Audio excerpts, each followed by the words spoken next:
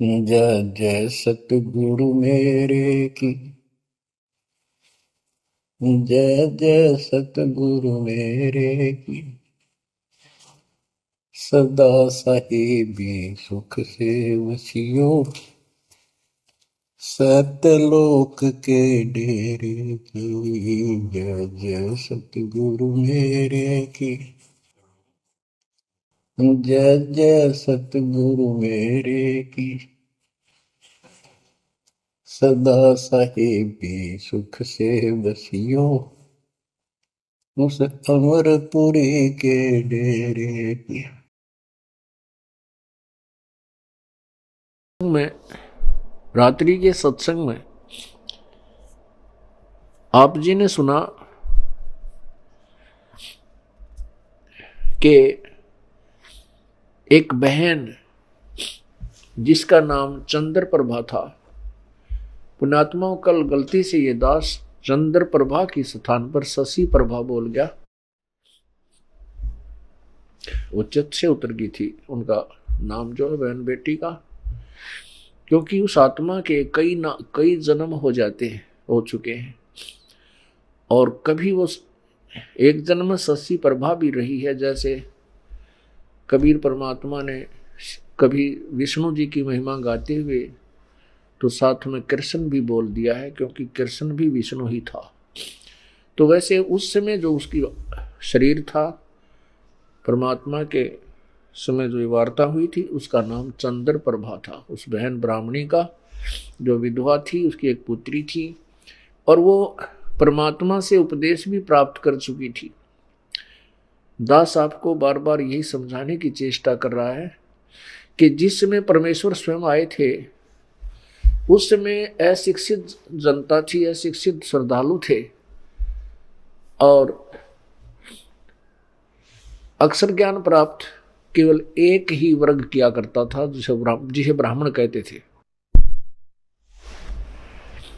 यही कारण रहा था कि वो बहन कितनी श्रद्धालु थी, प्रभु को चाहने वाली थी, परंतु उसका जो उद्देश्य था वो बिल्कुल गलत था। उद्देश्य क्या था कि उसने गुरु जी तो बना रखा था कबीर परमेश्वर जी को। उस बहन ने, चंद्र प्रभा ने, परमेश्वर को, कबीर परमेश्वर जी को गुरु धारण भी कर रखा था और पूजा वही करती थी जो गेसी पेटी, जिनको परमात्मा मना किया करते थे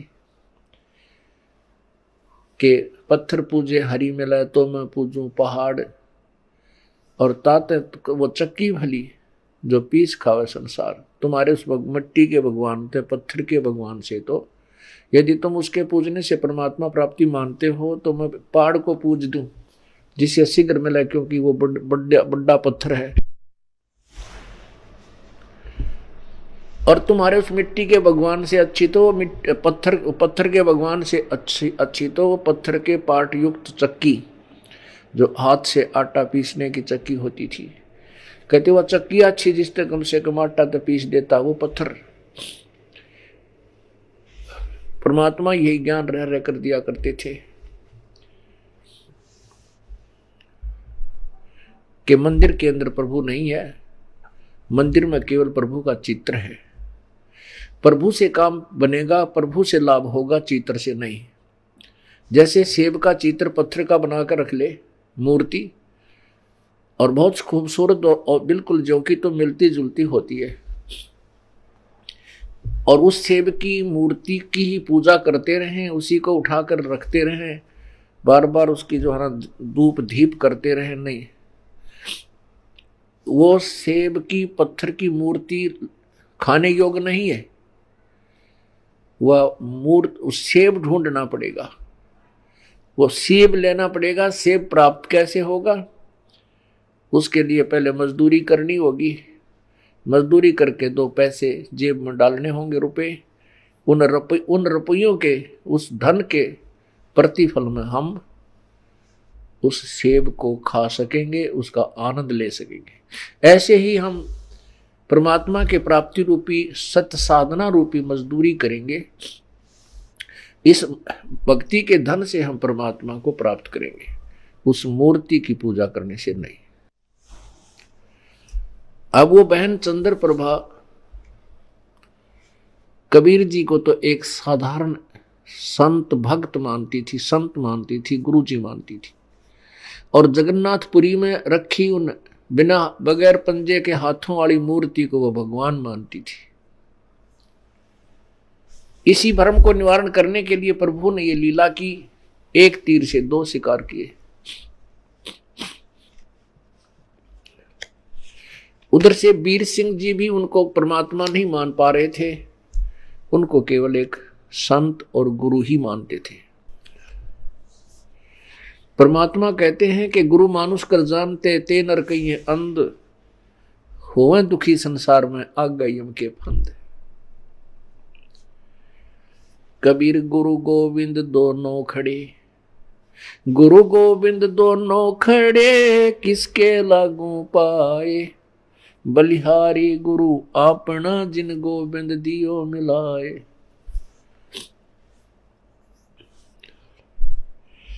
कबीर हरि के रूठता, गुरु की शरण में जावे, कहें कबीर गुरु रूठ गए तो हरि ना होत सहाय। पुण्यात्मा, हमने परमात्मा गुरु जी को परमात्मा मानना पड़ेगा। उस समय तो परमात्मा स्वयं आए थे, लेकिन वो भूमिका गुरु की ही कर रहे थे, एक संत की कर रहे थे। और उस समय परमात्मा स्वयं आए हुए थे तो भी ज्ञानहीन व्यक्ति, श्रद्धालु अनुयायी, तो भी उनको एक सिंपल मैन मानते थे, एक भक्त गुरु संत ही मानते थे। क्योंकि ऐसे सिक्त व्यक्ति जो होते हैं वो ज्ञान के तह तक नहीं पहुंच पाते। कितनी बार समझा लिया प्रभु ने, लेकिन एक वो अक्षर ज्ञान युक्त अज्ञानी संस्कृत भाषा बोल के और उस भोली आत्माओं को गुमराह कर देता था कि तुम्हारा गुरु तो अशिक्षित है, उसको अक्षर ज्ञान है ही नहीं, वो वेदों और गीता के बारे में जानता ही नहीं, वो तो कोई बकवाद घड़ता है, झूठ बोलता है। तो हम वो अनुयायी जो प्रभु के थे वो विचलित हो जाते थे और वो मान लेते थे उस अज्ञानी अक्षर ज्ञान युक्त प्राणी की इन बातों को कि सचमुच हमारे गुरु जी तो अशिक्षित हैं, इसलिए ये वेदों और गीता को तो नहीं जान सकते। और वेदों और गीता जी के बारे में तो ये ब्राह्मण लोग ही सही बताते हैं, पुराणों के विषय में यही सही जानते हैं, क्योंकि सभी पुराण, सभी पवित्र सदग्रंथ, पवित्र गीता जी, पवित्र चारों वेद, पवित्र पुराण सभी संस्कृत लैंग्वेज के अंदर लिपिबद्ध है। इस बात का वो नाजायज फायदा उठाएगी। परमात्मा ने इसलिए ये समय सेलेक्ट किया, ये टाइम सेलेक्ट किया कि पिछली पीढ़ी के अंदर शिक्षित होगा सारा समाज, उस समय ये मेरे को पहचान पाएंगे मेरे बच्चे, और इन काल के दूतों को ये धिक्कार देंगे, ठुकरा देंगे, छोड़ देंगे, त्याग देंगे। गुरु मानुष कर जानते ते नर कहिए अंध, ओए दुखी संसार में आग यम के फंद। पुण्यात्मा, अज्ञान की इतनी गहरी छाप हमारे ऊपर हो चुकी है कि हम परमात्मा की परिभाषा से अपरिचित हैं। हम परमात्मा को निराकार मानते हैं। ये अज्ञानी संत, ऋषि, महर्षि और गुरुजन परमात्मा को निराकार बताते रहे, जबकि हमारे सब सदग्रंथ और जिन महापुरुषों ने परमात्मा के दर्शन हुए, उन्होंने अपनी अमृतवाणी में परमात्मा को साकार बताया है और मनुष्य सदृश बताया है, मनुष्य जैसा। लेकिन उनके शरीर के मटेरियल में और हमारे शरीर के मटेरियल में बहुत अंतर है। परमेश्वर का शरीर तेज पुंज का है, उनके शरीर की शोभा बहुत ही अधिक है करोड़ सूर्य और करोड़ चंद्रमा की मिली जुली रोशनी भी उनके एक रोमकूप की रोशनी से फीकी है। वो साकार हैं और मनुष्य सदृश हैं। परमात्मा के उस स्वरूप को चरम दृष्टि से नहीं देखा जा सकता, उसको केवल दिव्य दृष्टि से देखा जा सकता है। और परमात्मा जब यहाँ आते हैं अपने उस अत्यधिक तेजों में शरीर के ऊपर एक हल्का ओवरकोट डालकर अपने शरीर के उस वास्तविक तेज को कुछ छुपा करके यहाँ प्रकट होते हैं, सहशरीर आते हैं और सहशरीर चली जाते हैं। उसमें वे एक संत, भक्त, हंस और एक जनसाधारण की भूमिका करते हैं। परमात्मा पाने के लिए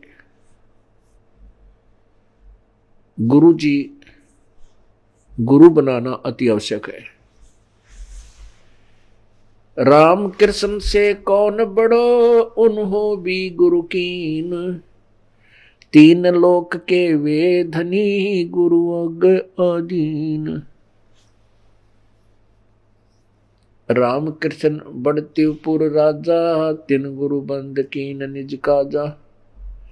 कहते हैं राम कृष्ण से तो तुम किसी को बड़ा नहीं मानते। उन श्री रामचंद्र जी ने और श्री कृष्ण चंद्र जी ने भी गुरु बनाए और वो तीन लोक के मालिक भी गुरु जी के समक्ष नतमस्तक रहे, एक गुरु मर्यादा में रहे।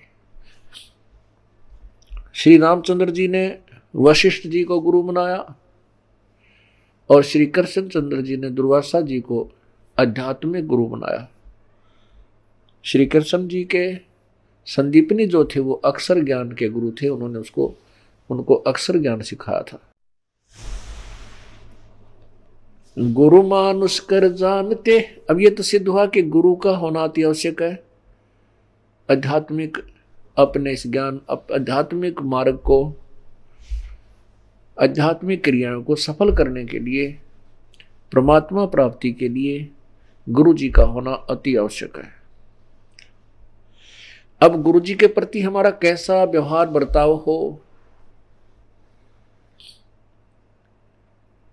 गुरु गोविंद कर जानियो, रहिए शब्द समाए, मिले तो दंडवत बंदगी, नहीं पल पल ध्यान लगावे। कहते हैं परमात्मा स्वयं संकेत कर रहे हैं कि गुरु गोविंद कर जानियो, गुरु जी को भगवान मानकर चलना और उनकी आज्ञा का पालन करना, उनके द्वारा दिए गए मंत्र का खूब डट के साधना करना, भजन करना श्रद्धा से। और जब भी आपको मिले दंडोत प्रणाम कीजिए। यदि आपसे दूर हैं तो पल पल उन्हीं का ध्यान कीजिए।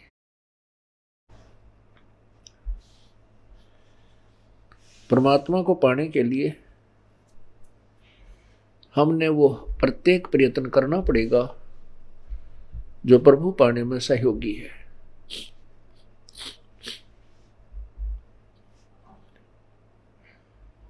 जैसे ये दास है, उसमें तो परमात्मा स्वयं आए थे, अब ये दास भेज दिया अपना। ये दास भगवान नहीं है, लेकिन परमात्मा के नियम अनुसार आप जी ने इस दास को भगवान के तुल्य मानना होगा, आपने परमात्मा मानना होगा। फॉर एग्जाम्पल, जैसे एक मैथमेटिक्स का, गणित का एक प्रश्न होता है ऋण का, उसके अंदर मूलधन ज्ञात करना होता है, मूलधन ज्ञात करना होता है, उसमें सपोज करना होता है, उसमें मानना होता है, मान लीजिए मूलधन 100 रुपये।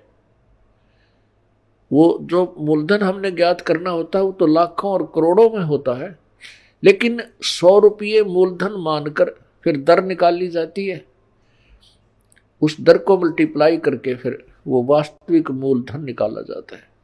जब तक 100 रुपये मूलधन नहीं मानेंगे तब तक वो वास्तविक मूलधन आपको प्राप्त नहीं हो सकता, आपका प्रश्न हल नहीं हो सकता और आपको 0 नंबर मिलेंगे। इसी प्रकार ये भक्ति आध्यात्मिक परमात्मा प्राप्ति रूपी जो प्रश्न है, ये इक्वेशन है, ये क्वेश्चन है, इसको हल करने के लिए, इसको सोल्व करने के लिए आपने इस दास को भगवान मानना पड़ेगा। तब आपकी आध्यात्मिक क्रियाएं सफल होंगी। जैसे आप यहां से जाओगे, आपने परमात्मा देखा नहीं है, आपने इस दास को देखा है, वो परमेश्वर इस दास का रूप धारण करके आपके समक्ष वहां खड़ा होगा। अब जैसा जिसका व्यवहार इस दास के प्रति यहां है वो वैसा ही करेगा। जैसा आपका इस दास के प्रति आपके मन में दोष या श्रद्धा है वो ज्यों की त्यों वहां होगी। जब आपकी वहां एक बार फिर जो है पछोड़ लाओगा परमात्मा, आपके पास भक्ति धन भी है, आपके अंदर गुरु जी के प्रति वह श्रद्धा नहीं है जितनी भगवान के प्रति होनी चाहिए, तो भी आप वहां से रिजेक्टेड हो जाओगे तिरकुटी के ऊपर। पुण्यात्माओं, ये आपको रिहर्सल कराई जा रही है आपसे, और आपने इस रिहर्सल में इस दास को प्रभु मानकर व्यवहार करना है, परमात्मा जानकर हर तरह की क्रिया करनी है। बोलते समय, चालते समय अंदर में कोई विशेष गुरु जी के विषय में विवेचन करते समय आपने ये जानना पड़ेगा कि जैसे हम भगवान के बारे में सोच रहे हैं, आपने ये विचार करना चाहिए कि हम गुरु जी के बारे में क्या सोच रहे हैं। नहीं, हम भगवान के बारे में सोच रहे हैं। यदि इस दास में कोई दोष देख रहे हो तो आप परमात्मा में दोष देख रहे हो, या तो फिर त्याग जाइए, यहां से चले जाइए। आपको ऐसे गुरु की आवश्यकता नहीं जिसमें आप दोष निकाल रहे हो। हम इसी प्रकार परमात्मा को प्राप्त कर सकते हैं। गुरु मानुष कर जानते ते नर कहिए अंधे, ओवे दुखी संसार में आग काल के फंद। गुरु जी के प्रति आपकी कैसी श्रद्धा हो।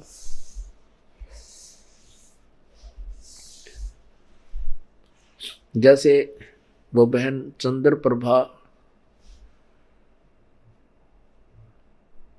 परमात्मा गुरु जी को भी गुरु भी धारण कर रखा था, और जगन्नाथ जो पुरी वाला भगवान है, जो मिट्टी का माधो, उसको भगवान मान रही, और वो वास्तविक परमात्मा उनके पास रहे, उनसे बात करे, उनको ज्ञान समझा, उसको सुख दे, वो भगवान नहीं। फिर भी श्रद्धा वही थी उस नालायक की। तब परमात्मा ने उसके उस भ्रम को निवारण करने के लिए एक तीर में 2 शिकार किए थे। उधर से वीर सिंह बघेल, काशी नरेश भी उनको केवल एक सिंपल मैन और एक संत मान रहे थे। जब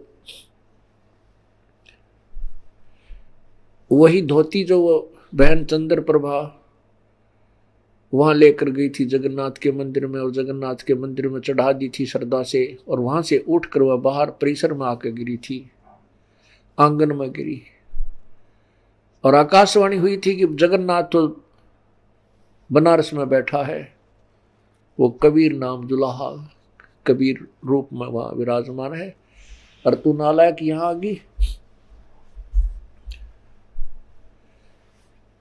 ये धोती उसने आपसे मंगाई थी, आपने वहां चढ़ानी थी।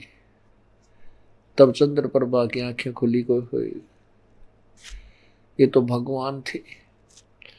जब चंद्र प्रभा और सैनिकों ने आकर के दृढ़ विश्वास दिलाया तो वीर सिंह बघेल के मन में भी यह बात सेट होगी, कोई ये तो परमात्मा है। जब उनके हृदय में ये बात समाई कि तो प्रभु हैं, तब उनको पुनरुपदेश दिया प्रभु ने। वीर सिंह से कहा कि नाम ले दोबारा, कित का सार नाम के चक्कर में पड़ रहा है। पहले अपने हृदय न साफ कर और फिर डट का भजन करो, ताकि तुम परमात्मा पाने योग्य हो सको।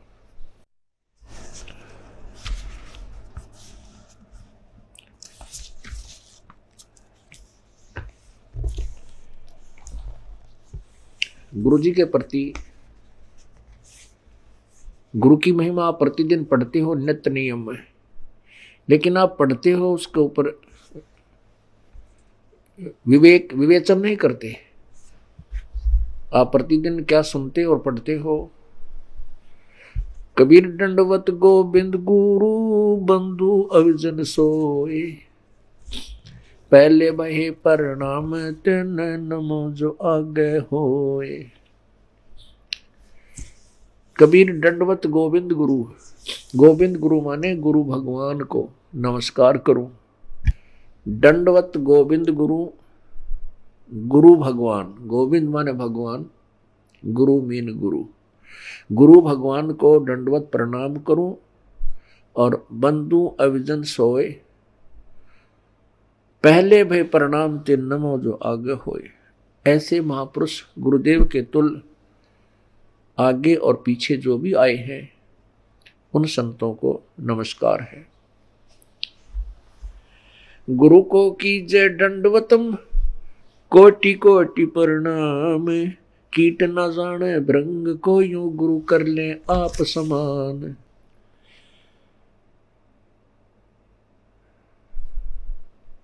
गुरु गोविंद कर जानियो रहियो शब्द समाए, मिले तो दंडवत बंदगी नहीं पल पल ध्यान लगावे। अपने गुरुदेव के प्रति परमात्मा तुल श्रद्धा बनाओगे तभी आप परमात्मा के चरणों में परमात्मा को प्राप्त कर सकोगे।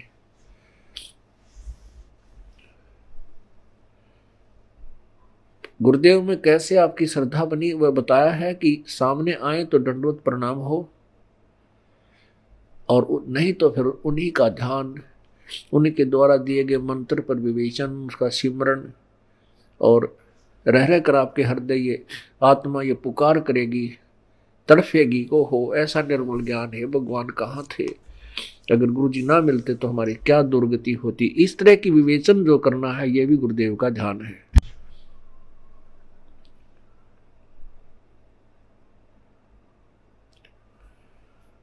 अब क्या विचार करना हमने? सतगुरु के उपदेश का लाया एक विचार, जय सतगुरु मिलते नहीं जाते नरक द्वारे। सतगुरु का अर्थ होता है तत्वदर्शी संत, यथार्थ ज्ञान प्रकाशक। जो सच्चा ज्ञान देने वाला है वो सतगुरु होता है। सतगुरु के उपदेश का लाया एक विचार, जय सतगुरु मिलते नहीं जाते नरक द्वार।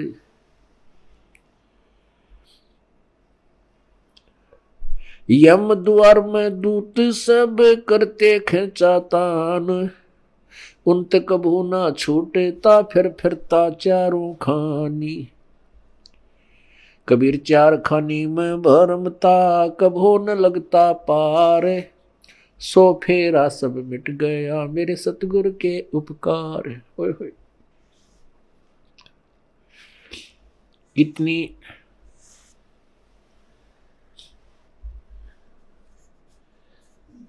हृदय विदारक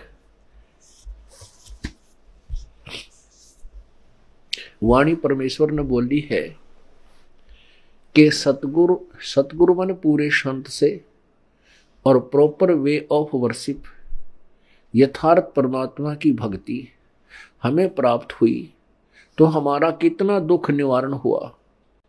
यदि सतगुरु ना मिलते और नकली गुरुओं के साथ हम लगे रहते, लोक वेद के आधार पर भक्ति करते रहते, तो क्या होता कि हम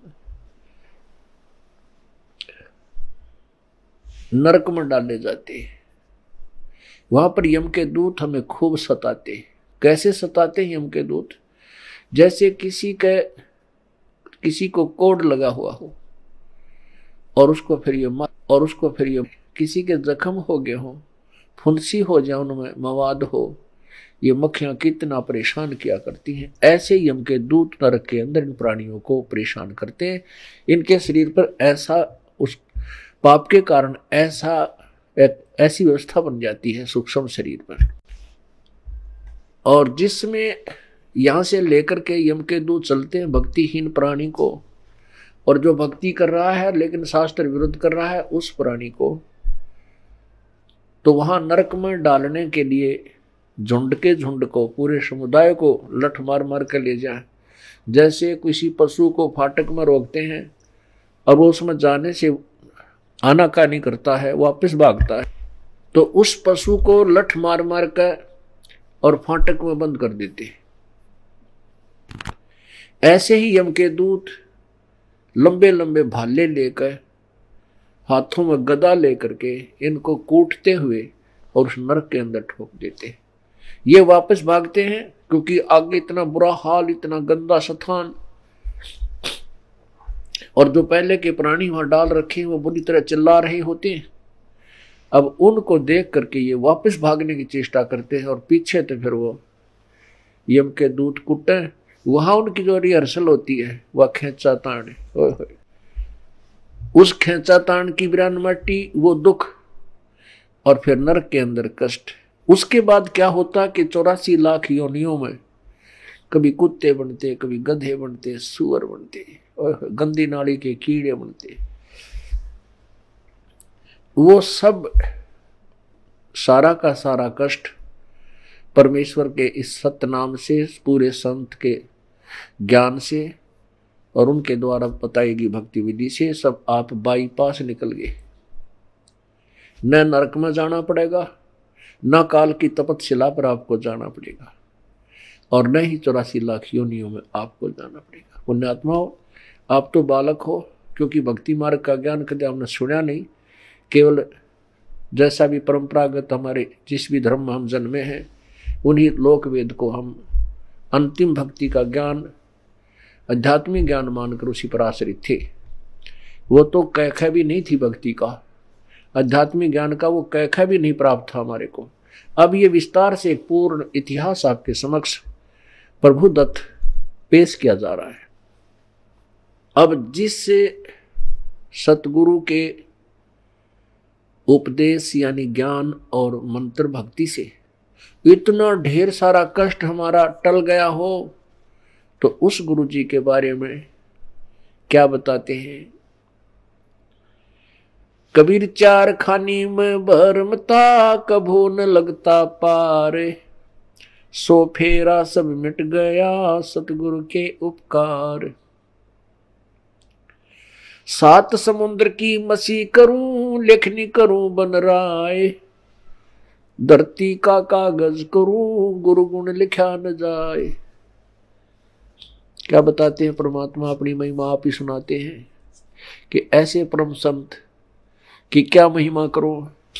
यदि मैं पूरी पृथ्वी का कागज बनाऊं और 7 समुद्रों की इंक बना लूं, एक पेड़ में, एक वृक्ष की कितनी कलम बन जाएंगी बिना गिनती की। और फिर कहते पूरे समुद्र के, सारे समुद्रों की इंक बना के और धरती के जितना लंबा कागज लेकर जो लिखन लिखूं। तो ऐसे सतगुरु की महिमा, उनके गुण का मैं गुणगान नहीं कर सकता, नहीं लिख सकता। वो थोड़ा पड़ जावे, 7 समुद्र भी खत्म हो जाए, वो कलम भी घिसने और कागज भी छोटा पड़ जावे, तो अभी पर उस ऐसे संत की महिमा शेष रह जावे। कबीर बलिहारी गुरु आपना, घड़ी घड़ी 100 बार, मानुष से देवता किया करत न लागी बार। कबीर गुरु को मानुष जो गिणे, और चरणामृत को पान, ते नर नरक में जाएंगे, जन्म जन्म हों समान।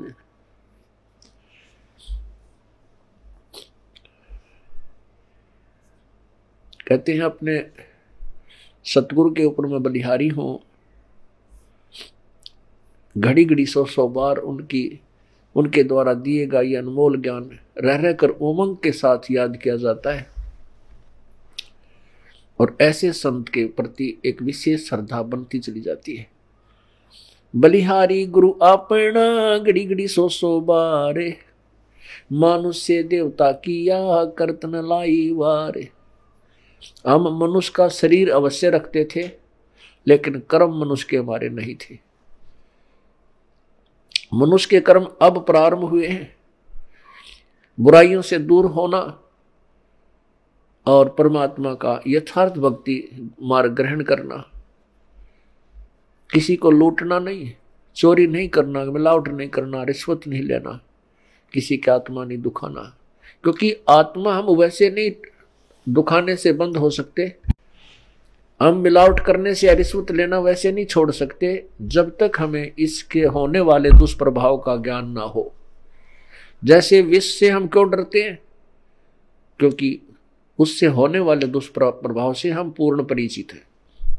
और नादान बालक उसी बोतल में जिसमें विष रखा हो मुंह का लगा कर पी ले और जान मृत्यु को प्राप्त हो जाए, जान से हाथ धो बैठे। ऐसे ही जो बुराइयां करते हैं वो अपना जीवन बर्बाद कर रहे हैं। जिसमें हम तत्व ज्ञान के कारण ये पूर्ण ज्ञान हो जाएगा कि जो हम कर्म करते थे वो विष खा रहे थे, तो हम अब पुनः विष नहीं खा सकते। इसलिए परमात्मा अपनी महिमा भी बताते हैं कि गुरु मानुष से देवता किया और करत न लागी वार।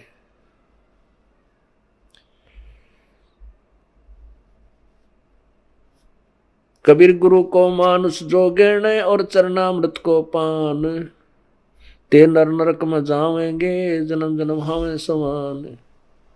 गुरु मानुष कर जाने ते नर कहिए अंध, ओवे दुखी संसार में आगे यम के फंद। कबीरा ते नर अंध है गुरु को कहते और, हरि के रूठे ठोर है गुरु रूठे नहीं ठोर। कबीरा हरि के रूठते गुरु की शरण में जाए, कह कबीर गुरु रूठ गए तो हर ना होत सहाय।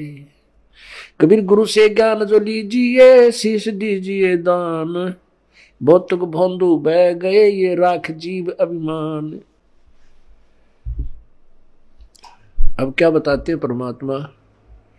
आप ही आकर के अपने पाने की विधि को और गुरु मर्यादा को वह स्वयं बता रहे हैं।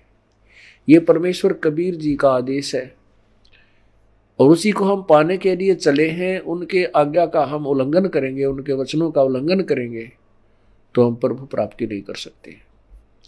फिर फायदा क्या इस परमात्मा के मार्ग पर लगने का? और ये इतना आसान मार्ग है कि गरीब से गरीब और साहूकार से साहूकार, रंक से रंक और राजा से राजा, कितना ही महाराजा भी क्यों ना हो वो भी प्रभु प्राप्ति कर सकता है, लेकिन उसने अपनी क्रियाओं में परिवर्तन करना होगा और प्रत्येक कदम परमेश्वर के निर्देश अनुसार ही रखना होगा, तब हम परमात्मा पा सकेंगे। अब क्या बताया है कि गुरु गोविंद दोनों खड़े किसके लागू पाए, बलिहारी गुरु आपना जिन गोविंद दियो मिलाए।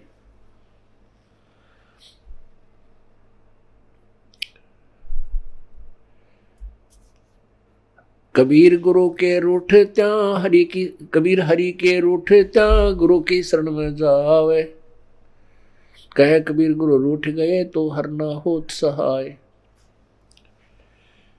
परमात्मा स्वयं ही बता रहे हैं कि एक तरफ गुरु जी खड़े हैं और दूसरे साथ में परमात्मा खड़े हैं, तो किसके हम चरण छुएं, किसका विशेष आदर करें, किसकी चाह प्रथम करें?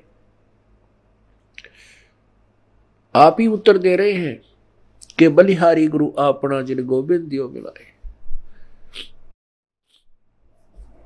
अब इस उदाहरण को आपको समझाया जाएगा कि जैसे एक मटके में, घड़े में जल है, वो तो समझो भगवान है। एक तरफ हैंडपंप खड़ा है वर्किंग पोजीशन में, चालू हालत में। एक तरफ तो हैंडपंप यानी नल है, एक तरफ एक मटके में, घड़े में जल है। तो उस मटके के जल को तो भगवान समझो और नलके को गुरु जी समझो। तो इन दोनों में से कहते मैं किसके चरण छूं अर्थात किसको महत्व दूं। आप ही उत्तर देते हैं कि बलिहारी गुरु आपना जिन गोविंद दियो मिलाए। मटके में 10 किलो 20 किलो पानी है, जल है, और उसने कोई वो गिर जाता है, टूट जाता है, खत्म हुआ, या पीने से भी वो समाप्त हो जाता है। यदि हैंडपंप ठीक है, वो खराब नहीं है, तो इसे ऐसे 1000 मटके भर देगा। कहने का भाव ये है कि यदि आपका राम कब रूठ गया, कबीर हरि जय रूठ जा, कबीर गुरु जय रूठ गया तो हर नहीं होत सहाय। और यदि कबीर हरि जय रूठ जा, गुरु की शरण में जावे, जिसमें आप जी के ऊपर किसी व्यक्ति के ऊपर आपत्तियों का दौर शुरू हो जाता है, वो स्वयं कहने लग जाता है मेरा राम रूठ गया, मेरा परमात्मा रूठ गया, मेरे थे मेरा भाग फूट गया, मेरा राम रूठ गया, तो उसके पुण्य समाप्त हो गए, पाप कर्मों से वो प्रभावित हो रहा है। जैसे आप कहीं खेत में या मजदूरी कहीं कर रहे हो, आपने एक मटका पानी का लेकर गए, वो काम करते करते पीते रहे, वो समाप्त हो गया, आपका जल खत्म हो गया, आपका राम रूठ गया। यदि जल और नहीं लाओगे तो प्यासे मर जाओगे। तो कहाँ जाते हैं, हैंडपंप या कुएं में। उस कुएं से या हैंडपंप से वो जल, वो मटका फिर भर लाते हैं, तो वो फिर से काम शुरू हो गया। पुण्यात्मा जो दुखी प्राणी हैं, उनका राम रूठ गया, उनका राम रूठा हुआ है, उनका भगवान रूठा हुआ है, क्योंकि उनके पुण्य समाप्त हो गए। वो जल थोड़ा बहुत था, वो पी प्या लिया, तुमने खत्म कर दिया। अब कहां जाएंगे उस जल को लेने के लिए, हैंडपंप पर। हैंडपंप से आप फिर मटका भर लाइए, मटका भर लाए, फिर जो अभाव, जल के अभाव से जो कष्ट था वो समाप्त हो गया, आपके प्राण बचे। ऐसे ही गुरुजी हैंडपंप है और जल भगवान है। अब यदि आपने हैंडपंप पे तोड़ दिया, उसको मिस हैंडल करके, उसके साथ बदव्यवहार करके, उसका ऐसे ऐसे झटके पटके नू नू कर कर वो तोड़ दिया, उसकी कोई वासर खराब होगी या किसी प्रकार भी, तो जल आना बंद हो गया। तो फिर वो जल जितना आपके पास आपके पुण्य है वो चलेंगे, तब तक चलेंगे, उसके बाद फिर आपको फिर दुख शुरू हो जाएगा, अर्थात वो जल फिर प्राप्त करना होगा आपका। यदि आपने कहते हैं आपका गुरु रूठ गया, आपका हैंडपंप खराब हो गया, तो जल नहीं, हर नहीं करे सहाय, हर नहीं होत सहाय। वो जल तो रहा नहीं, क्योंकि हैंडपंप उसका स्रोत था। कबीर हरि के रूठते गुरु की शरण में जाए, कहे कबीर गुरु रूठेगे तो हर ना होत सहाय। परमात्मा आगे क्या बता रहे हैं, गुरु से ज्ञान जो लीजिए, शीश दीजिए दान। गुरु जी से आप उपदेश नाम मंत्र ले रहे हो, तो अपना शीश समर्पण कर दीजिए। शीश सौंप देने का तात्पर्य है कि गुरु जी के प्रत्येक आज्ञा का पालन कीजिए। बहुत तक भोंदू बह गए भाई राख जीव अभिमान, होय होय। बहुत तक भोंदू बह गए अपने मन में अभिमान बना के गुरु जी के समक्ष, तो वो जीव पार नहीं हो सकते।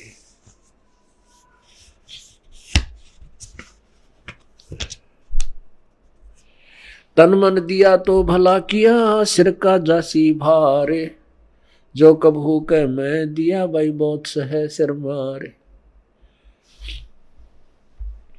अब जैसे कोई पुण्यात्मा है, कोई सेवा कर रहे हैं, कोई दान कर रहे हैं, और कोई भक्ति कर रहे हैं, सुमन करते हैं, देखा भाई अर्थ में माला रखता हाथ में, भाई वाह कमाल है।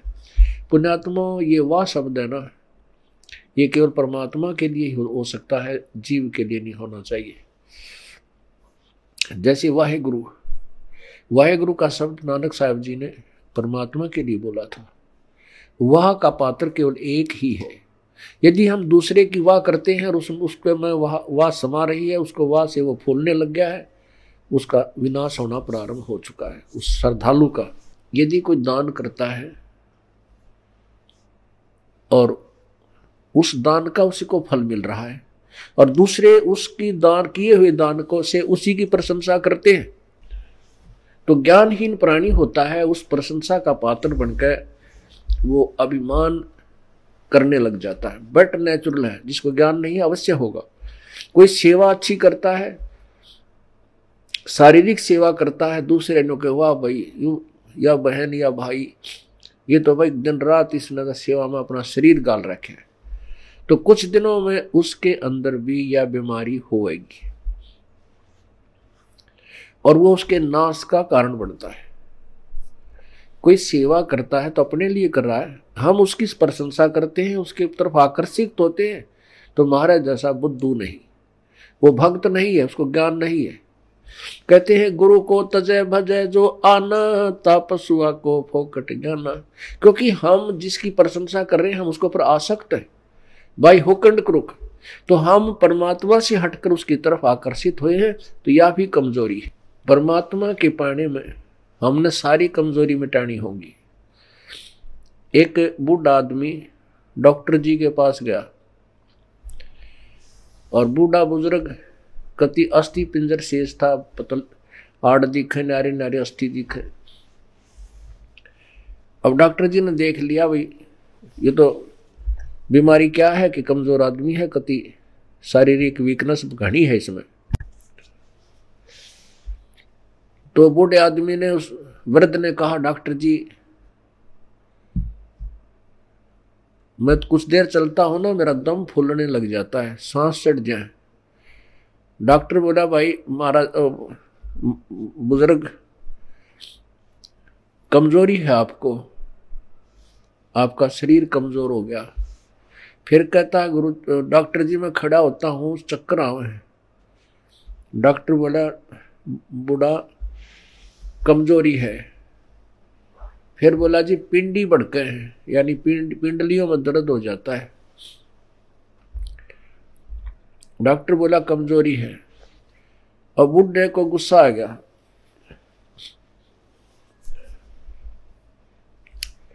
और बूढ़ा बोला तू डॉक्टर है गम चक्कर है, एक के बाद जाना है कमजोरी है कि मैं और भी जाना है, और भी बताओगा। खूब क्रोधित हो गया।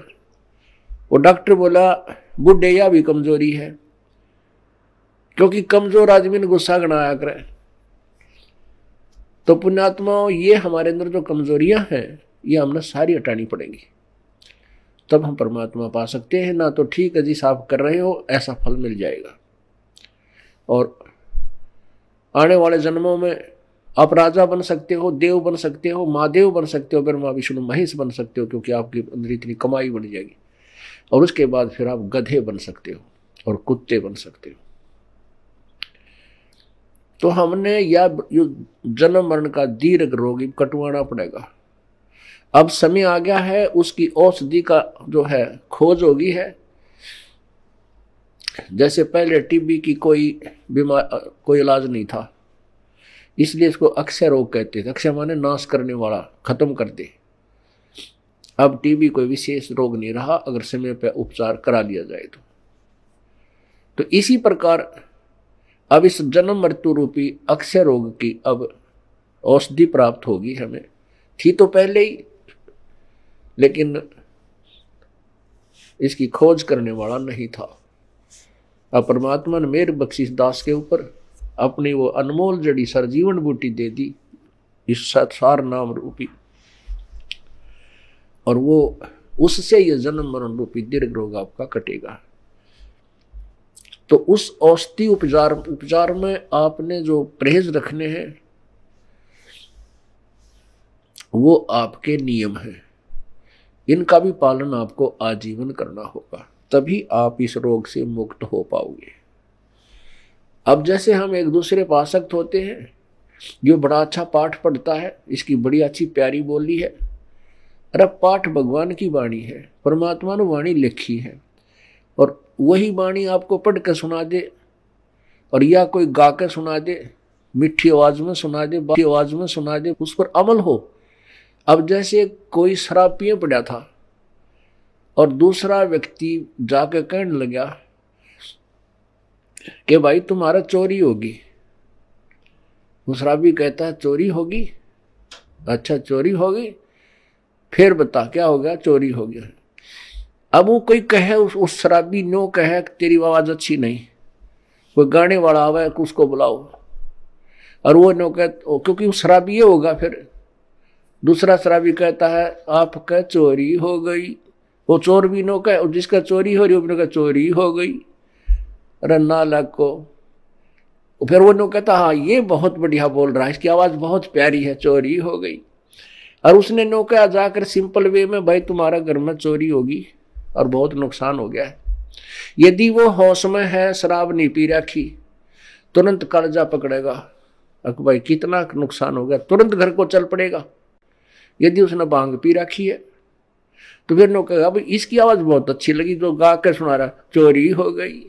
वो आप भी क्यों भांग के नशे में, अरे साहब वो मूर्ख जो उसने गा के सुना रहा चोरी हो गई। तो पुण्यात्मा आपको बार बार कहा रहा परमात्मा की वाणी है। क्या बताते हैं भगवान बार बार? इसने गा के कह दे चाहे वैसे कह दे, जो जिनकी भांग का नशा उतर गया वो तुरंत सचेत हो जाएंगे और उस मार्ग पर चल पड़ेंगे। क्या मन तू बस रे चल रे सुख के सागर, जहां शब्द सिंधु रत्नागर। अब चैत इसने नू गा के सुना दे, अर्थ सिंपल वे में कह दे मन तू चल रे सुख के सागर, जहां शब्द सिंधु रत्नागर। कोट जन्म तेरा भरमत हो गए, कुछ ना हाथ लग्या रे, कुकर सुकर खरबा बोरे कौआ हंस पुकारे। कोटि जन्म तू राजा की ना मिटी न मन की आशा, और भिक्षुकों का धर धर घूमया, ये मिला ना निर्गुण रासा। इंद्र कुबेर ईश की पदवी, ब्रह्मा वर्ण धर्मराया, विष्णुनाथ के लोक को जाके फिर भी उल्टा आया। असंग जन्म तन मरत्या हो गए, जीवित क्यों नाम रह रे, द्वादश मध्य मैल मठ बोरे बोर ना दे धरे रे। दोजक भस्त सभी ते देखे, राजपाट के रसिया, और तीन लोक से तरपत नाए, ये मन भोगी खसिया। सतगुर मिले तो इच्छा मेटे, पद मिल पदे समाना, चल हंसा उस लोक पठाऊं जो आद अमर स्थान। चार मुक्ति जहां चंपी करती माया होरी दासी, दास गरीब अभय पद पर से मिले राम अविनाशी। अब इस वाणी ने चाहे तो कोई गा के सुना दो और चाहे भाई इसने वैसे सिंपल वे में कह दे, जब तक हम इस अनमोल वचन को जो प्रभु दत्त है, परमात्मा का दिया हुआ है, इसको हृदय में धार कर इसके अनुसार नहीं करेंगे तो ना तो इसके गाने तो फायदा, ना इसके वैसे कहने सुनने तो फायदा। इससे लाभ होगा जब हम इसके परमात्मा की वाणी पर अमल करेंगे और तुरंत उसका अनुसरण करके अपना मोक्ष प्राप्त करने का तरीका ढूंढेंगे। तो जैसे हम किसी और पर किसी भी पॉइंट से आसक्त होते हैं तो हम कमजोरी में हैं और हम पार नहीं हो सकते। क्या बताते हैं? गुरु से अधिक ना कोई ठहराई, मोक्ष पंथ नहीं गुरु बिन पाई। राम कृष्ण बढ़ती पुर राजा, तिन गुरु बंद की निज काजा। गेहि भक्ति सतगुरु की करही, आदि नाम निज हृदय धरही। गुरु चरणन में ध्यान लगावे, अंत कपट गुरु से ना लावे। गुरु सेवा में फल सर्वस आवे, गुरु विमुख नर पार न पावे। गुरु सेवा में फल सर्वस आवे, गुरु विमुख नर पार न पावे। गुरु वचन निश्चय कर माने, पूरे गुरु की सेवा ठाने। गुरु जी का आदेश अवश्य माने और गुरु भी पूरा हो, पूरे गुरु की पूजा करे, पूरे गुरु के आधार से साधना करे। गुरु की शरणा लीजय भाई, तात जीव नरक नहीं जाई। गुरु कृपा कटे यम फांसी, विलम न हो मिले अविनाशी। गुरु बिन काहू न पाया ज्ञान, जो थो था बूछड़े मूड किसान। तीर्थ व्रत और सब पूजा, गुरु बिन दाता और न दूजा। नौनाथ 84 सिद्धा, गुरु के चरण सेवै गोविंदा। गुरु बिन प्रेत जन्म सब पावे, वर्ष सहस्र गर्भ सुरहावे। गुरु बिन दान पुण्य जो करही, मिथ्या होवे कबू ना फल ही। गुरु बिन भरम न छूटे भाई, कोट उपाय करो चतुराई। गुरु के मिले कटे दुख पापा, जन्म जन्म के मिटे संतापा। गुरु के चरण सदा चित दीजय, जीवन जन्म सफल कर लीजय। गुरु भगता मम आत्म होई, वाके हृदय रहूं समोई। अब भगवान क्या बताते हैं दूसरा तरीका, कि जो गुरु का भक्त है, मेरे उस संत का भक्त है, अनुयायी है, श्रद्धालु है, सच्चे दिल से साधना कर रहा है, प्रत्येक आज्ञा का पालन करता है, तो कहते हैं उस मेरे वाले मेरे भेजे गए हंस संत के का जो भक्त है वो मेरी आत्मा है, वो मेरा सच्चा यानी प्यारी आत्मा है, और उसके हृदय में मैं समाया रहता हूं। आप जी के हृदय में जब तक परमात्मा है, कब तक है? जब तक आप इस दास को भगवान की दृष्टि में देखते हो, तब तक आपके हृदय में प्रभु है। और जब आपके मन में कोई दोष उत्पन्न होने लग जाता है तो काल प्रवेश कर जाता है, प्रभु हट जाता है। क्या कहते हैं भगवान? गुरु भक्ता मम आत्म होई, वाके हृदय रहूं समोई। गुरु का भक्त मेरी आत्मा हो है, और उसके हृदय में मैं समाया रहता हूं, अर्थात मेरी ही उपस्थिति बनी रहती है। और जब तक भगवान की उपस्थिति है तो आपकी श्रद्धा भगवान गुरुदेव के प्रति और भक्ति के प्रति एक पूरी निष्ठा बनी रहती है। जो ही आपके हृदय में कोई दोष आता है प्रभु गुरु जी के प्रति, चाहे किसी प्रकार से, चाहे प्रत्यक्ष या अप्रत्यक्ष, परमात्मा आपसे दूर हो जाता है। ऑटोमेटिक सिस्टम है। तो उसमें आपके विचारों में परिवर्तन, ये दास पहले आपको आज जो पुण्यात्मा, जब तक आपके हृदय में परमात्मा समाये है तब तक ये दास आपको क्या दिखता है ये तो आपको मालूम है, दास नहीं कहना चाहता। और जब आपके हृदय में काल समा जाएगा, ये दास आपको दुष्ट दिखाई देगा। दास वही है, पहले भी वही था और बाद में भी वही है, और आगे भी ऐसा ही रहेगा। आपने अपना ही शीशा, जैसे हम दर्पण में मुंह देखते हैं, फेस देखते हैं शीशे में, अगर वो शीशा खराब है तीसरा बूढ़ा मुंह दिखाओगा, बांगा बांगा। कई बार ना कोई कार खड़ी हो और उसके पास से निकला तो अपना शरीर उस कार के शीशे में नू दिखा रहा, इतना बड़ा पेट सार ठगना है नू, ईसा बूढ़ा देखने भी जी ना करे। तो ऐसे ही जैसे कोई शीशा खराब है, उसमें मुंह देखे सा बूढ़ा दिखे, कोई मोटा मोटा, कति मर रहा टेढ़ा मेढ़ा, और बढ़िया दर्पण है तो जो का तू दिखाता है। तो पुण्यात्मा, जब तक आपका अंतःकरण हृदय रूपी मिरर बिल्कुल स्वच्छ है, साफ है, तो ये दास आपको कति भगवान दिखाई देगा। जब आपका अंतःकरण किसी दुष्ट ने या आपके अभिमान ने बर्बाद कर दिया तो ये दास आपको बूढ़ा दिखेगा। जैसे आपका फेस जैसा है वो तो आपका स्पष्ट दर्पण ही दिखा सकता है, यदि दर्पण ही खराब है तो आपके ही चेहरे में कितने दोष दिखा देगा। अब जैसे ये क्रोथा कांड हुआ, इसके पीछे बहुत ही भयंकर षड्यंत्र था। उन लोगों की पोल खुल गई जो धर्म की आड़ में दुनिया को भ्रमित किए बैठे थे, उनके ज्ञान की पोल खोल दी और वो कति चौड़ चपट हो गए। अब उनको भय हो गया कि तुम्हारे अनुयायी तुमसे भागेंगे और तुम्हारे पास कोई जवाब नहीं, दुनिया तुम्हें थूकेगी। तो उन्होंने ऐसे झूठ झाट बोल कर राजा और प्रजा को भ्रमित करके इस दास के प्रति ना जाने के तूफान झूठ बोलती है। तो उन अज्ञानियों के द्वारा फेंके गए गंध से जिनका अंतःकरण रूपी दर्पण खराब हो गया, उनको ये दास बुरा लगने लगा, अनुयायियों को। और जिनके उनके द्वारा फेंके गए गंध का जिसके अंतःकरण रूपी दर्पण पर कोई असर नहीं हुआ, ये दास उनको जो का तो वही दिखाई दे रहा था।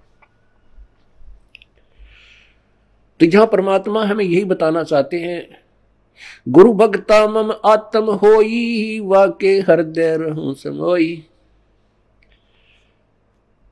कि गुरु का जो भक्त है वो मेरी आत्मा है और उसके हृदय में मैं रहूंगा। और यदि किसी भी कारण से आपके हृदय में दोष आ जाता है तो प्रभु वहां से हट जाते हैं, और काल भगवान तो तैयार है, वो तो फिर तुरंत आकर के कुर्सी संभाल लेता।